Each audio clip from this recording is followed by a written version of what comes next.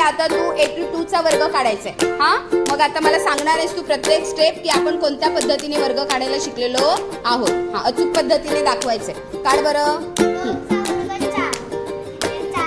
हा, आधी एकक स्थानच्या अंकाचा वर्ग लिहायचा, पण तो वर्ग संख्या आहे ती काय आहे, एक अंकी आहे, म्हणून 0 आपल्याला दशक स्थानी द्यायचा आहे.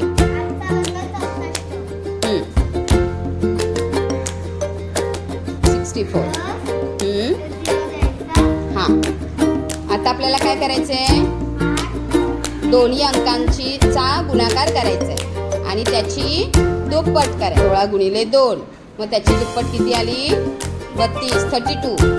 ती आपण आपल्याला इकडे मांडायची आहे, बरोबर अंकाच्या खाली अंक, आणि मग त्याची काय करायची आहे,